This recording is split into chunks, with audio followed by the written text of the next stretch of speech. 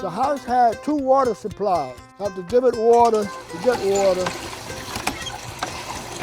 My name is Clifton Lewis. My name is Chuck Warren. I'm the founding president of the Neighborhood Improvement Corporation of Bartow, Inc., I'm one of the board members of the L.B. Brown House. the historic L.B. Brown House.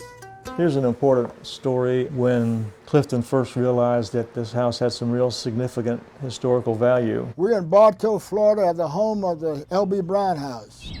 Lawrence Brown was born in 1856 near Gainesville, Florida. He was born into slavery, freed at the age of 9 at the end of the Civil War.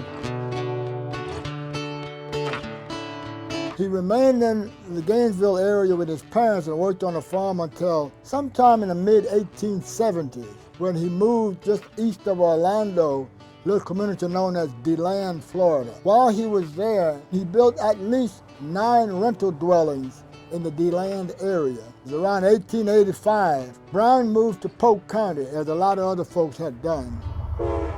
When he came to Bartow, it was a time when phosphate had been discovered and the trains had just come in to this area. So a lot of people were flocking to Bartow. It was a growing city. This was the back door, for example, to Brown's workshop. He purchased at least 2 acres of land initially and started building little rental houses. We estimate he built perhaps 40 or 50 houses in East Bartow, called the Parlor area.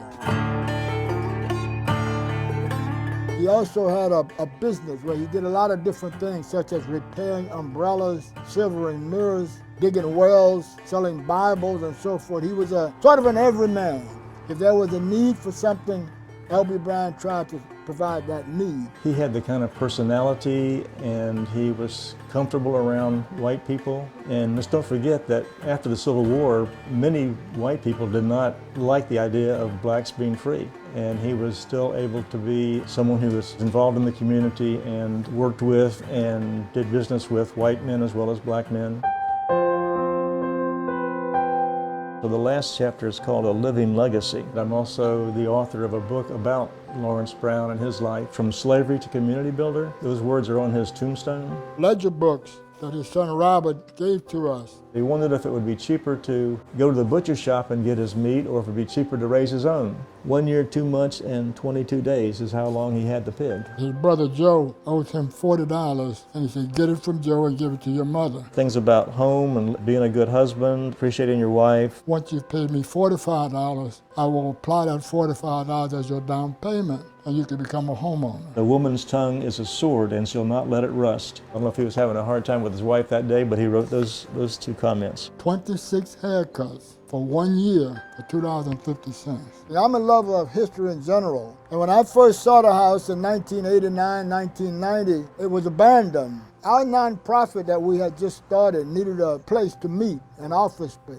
When Clifton started restoring the house, Lakeland Ledger, the local newspaper, heard of the story and decided it would make a good story. At this time, Robert Brown, Lawrence Brown's youngest child, lived in New York. And Robert Brown saw the story and he thought, well, who are these people that are restoring this house that I lived in? So he flew down to Florida and he met Clifton. During one of his visits to the house, Lawrence and Annie's youngest child, Robert, commented to Clifton Lewis, when my father built this house. Stunned, Lewis asked Robert to repeat what he had just said. Oh yes, my dad built this house. That moment was when Clifton knew that this was much more than just an old house. It was built by a former slave.